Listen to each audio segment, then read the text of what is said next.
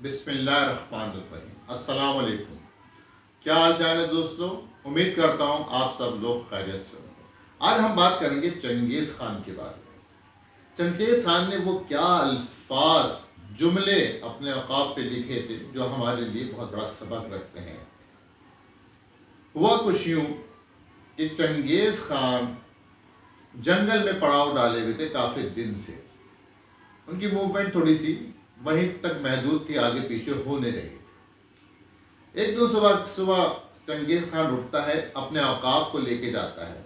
वो लोगों को डिस्टर्ब नहीं करता, अकेला ही आगे चले जाता है। आगे जाते थे, गर्मियों के दिन होते हैं, नदी नाले सब खुश्क पड़े हुए होते। उसे एक चट्टान से पानी गिरता हुआ नजर आता है। वो आगे जाता है अपने औकात के आंखों पे, क्योंकि औकात को जो है जब आप अपने साथ रखते हैं, जब शिकार करते हैं तो उसको आंखों पे पर्दा हटा देते हैं, वैसे उसकी आंखों के सामने पर्दा डाल के रखते हैं।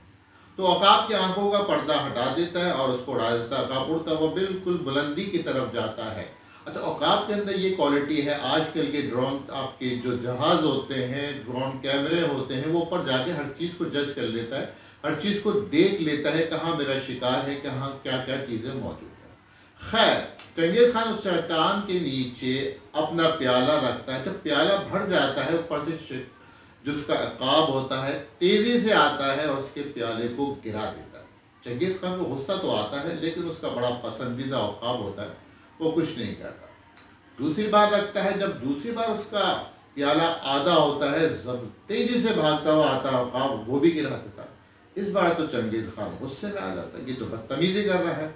तीसरी बार जब वो रखता है, थोड़ा सा ही पानी बढ़ता औकाब जैसे नीचे आता है, चंगेज़ खान ज़बरदस्त किस्म का एक वार तलवार का उस पर करता है और उसका वो औकाब जो है मर जाता है।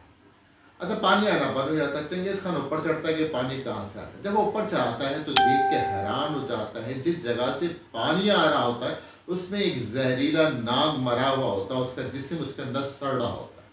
ये देख के उसका बड़ा अफसोस हुआ। उसको ख्याल आता है कि मेरे औकाब ने मुझे बचाने की कोशिश की कि मैं ये जहरीला पानी ना पीऊँ। खैर, वो औकाब को उठा के अपने खैमे की तरफ जाता है और अपने औकाब जैसा ही एक सोने का औकाब बनाता है। उसके दो परों पे दो जुमले लिखता है जो हमारे लिए बड़े सबक आमूज हैं, हमें उससे बहुत कुछ सीखना चाहिए। एक पर पे वो लिखता है कि आपका दोस्त कुछ भी करे लेकिन वो आपका दोस्त ही रहता है। दूसरे पर पे वो लिखता है कि गुस्से की हालत में किए गए फैसले हमेशा नुकसान उठाने का है। तो आप कभी भी कोई डिसीजन ले तो गुस्से की हालत में, अगर वो गुस्से की हालत में डिसीजन नहीं लेता तो उसका औकात बच जाता। तो आप देखिए, ज़िंदगी में ये बात याद रखें कि आप अगर बड़ा नुकसान उठाना से बचना चाहते हैं तो कोई भी डिसीजन गुस्से की हालत में ना लें, क्योंकि गुस्से की हालत में फैसले किए गए बाज़ औक़ात इंसान के लिए बड़े नुकसान का सबब बनते हैं। इजाज़त चाहूँगा, आपको वीडियो ज़रूर पसंद आएगी। अल्लाह ताला आपके लिए आसानियाँ पैदा करे और आपके ज़रिए आसानियाँ फैलाए। आमीन सुम्मा आमीन। अल्लाह।